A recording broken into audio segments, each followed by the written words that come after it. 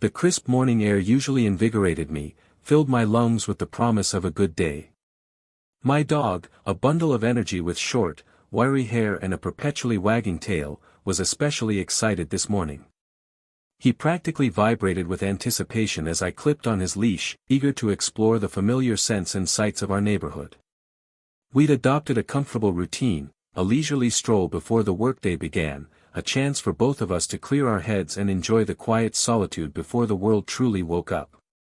I, Marvin Cutler, a web developer with a passion for coding and a newfound joy in dog ownership, cherished these moments. But tranquility, as I was quickly learning, was a rare commodity in my otherwise peaceful suburban enclave. As we rounded the corner onto Elm Street, I spotted her. Karen. My neighbor, whose name I consciously avoided learning, a middle-aged woman perpetually draped in expensive athleisure wear and radiating an aura of entitled disapproval. She had a habit of finding fault with everything I did, from the height of my lawn to the color of my car. Her microaggressions had been subtle, veiled in the guise of neighborly concern, but the underlying prejudice was unmistakable. I'd learned to ignore her, to keep my interactions brief and polite, hoping she'd eventually tire of her self-appointed role as my neighborhood monitor. Today, however, was different. She wasn't pruning her roses or meticulously sweeping her driveway. She stood in the middle of the sidewalk, blocking our path, a baseball bat clutched tightly in her hands. The sight was so absurd, so out of sync with the pastel-colored houses and manicured lawns, that for a moment, I thought I was hallucinating. But the grim set of her jaw and the glint in her eyes quickly dispelled that notion. "It's too early for that mutt," she declared, her voice sharp and accusatory. My dog, sensing the tension, whimpered softly and pressed against my leg. "You're not allowed to be walking him at this hour. People are trying to sleep." My blood began to boil, but I tamped down my anger. I knew arguing with her was pointless. "Good morning to you too, ma'am," I said, my voice carefully neutral. "We're just getting some exercise. Have a nice day." I tugged gently on the leash, intending to steer us around her. She didn't budge. Instead, she tightened her grip on the baseball bat, her knuckles turning white. I said, "It's too early. You people think you can just do whatever you want, whenever you want, with no regard for anyone else." The venom in her voice was palpable, the thinly veiled racism now fully exposed. Ignoring her outburst, I attempted to walk around her, my dog obediently following. But she sidestepped, blocking our path again. "I'm talking to you," she shrieked, her face contorted with rage. "You think you're better than us? You think you can just flaunt your presence in this neighborhood? You don't belong here." That was it. Years of enduring subtle insults, of biting my tongue and swallowing my pride, reached a breaking point. "Excuse me," I said, my voice low and dangerous. "Are you telling me I don't belong here because of the color of my skin?" I knew I shouldn't engage, but she had pushed me too far. Her eyes narrowed. "I didn't say that," she stammered, but the lie was evident in her flushed face. "But you know that's what I mean. You people are always causing trouble." I took a deep breath, reminding myself not to let her provoke me. "I'm going to ask you one more time to move," I said, my voice firm. "Or I'm calling the police." Her laughter was harsh and mocking. "Go ahead. Who are they going to believe? Me, a respected member of this community, or you, some outsider?" I pulled out my phone, my fingers trembling slightly. As I began to dial 911, she lunged. With a terrifying roar, she swung the baseball bat, aiming it directly at my head. Instinct took over. I ducked, the bat whistling past my ear. It grazed my shoulder, sending a jolt of pain through my arm. My dog yelped, startled by the sudden violence, and darted behind me. Fear, cold and sharp, flooded my veins. This wasn't just harassment, this was assault. She raised the bat again, her eyes filled with a manic glee. I knew I had to get out of there. I grabbed my dog's leash and sprinted in the opposite direction, adrenaline coursing through my veins. I didn't look back until I reached the relative safety of my own driveway. My heart hammered against my ribs, and my breath came in ragged gasps. My shoulder throbbed, a dull ache that served as a constant reminder of what had just happened. My dog, sensing my distress, licked my hand, his tail tucked between his legs.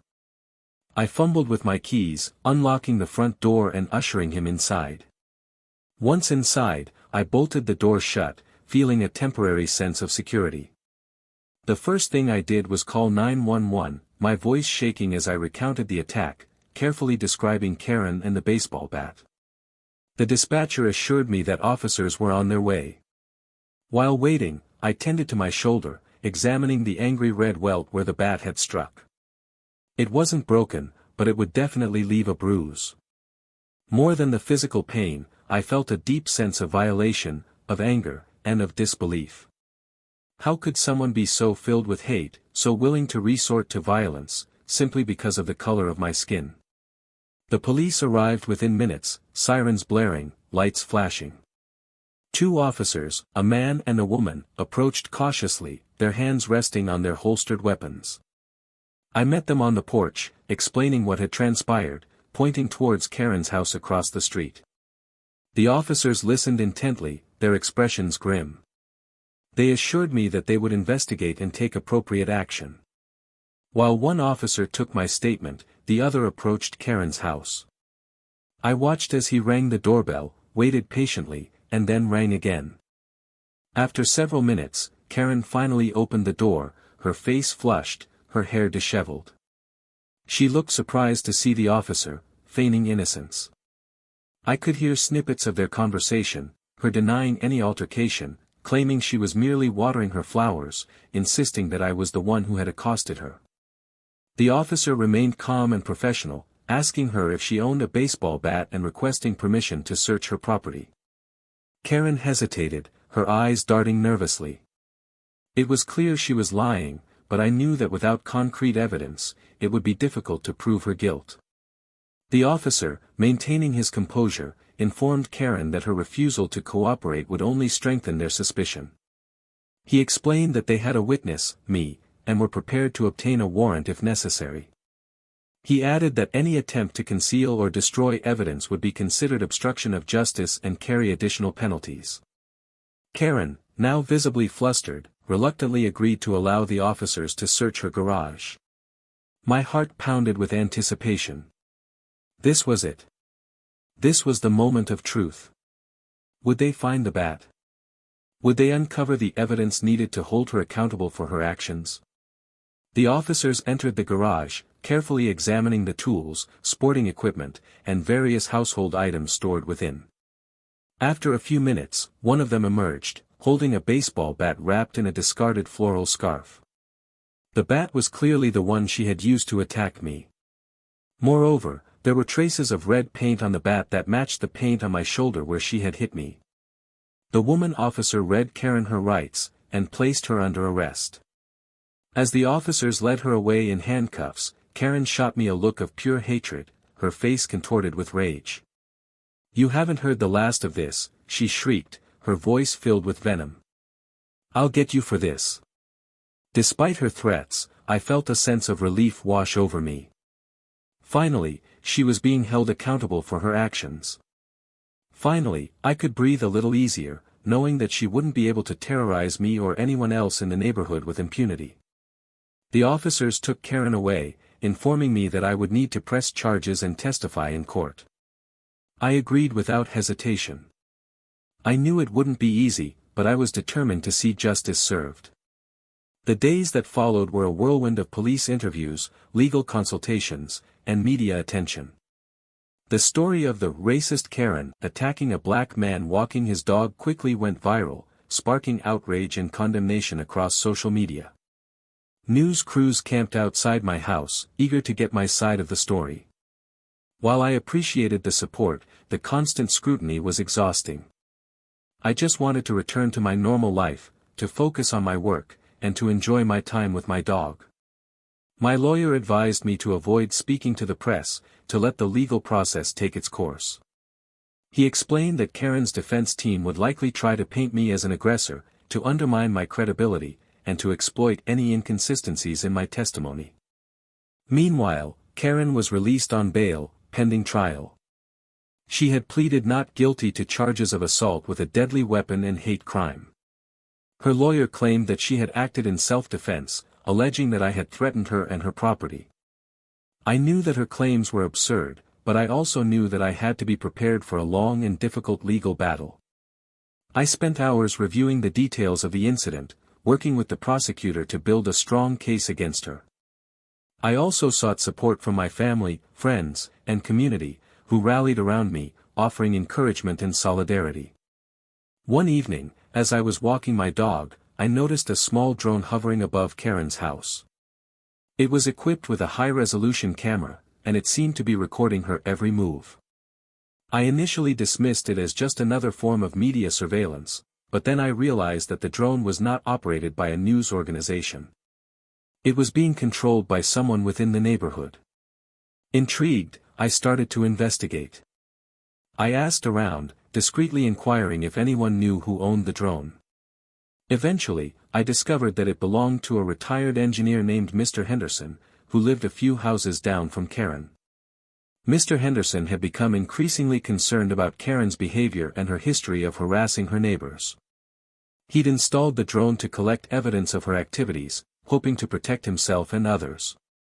When I approached Mr. Henderson and explained my situation, he readily agreed to share the footage he had captured.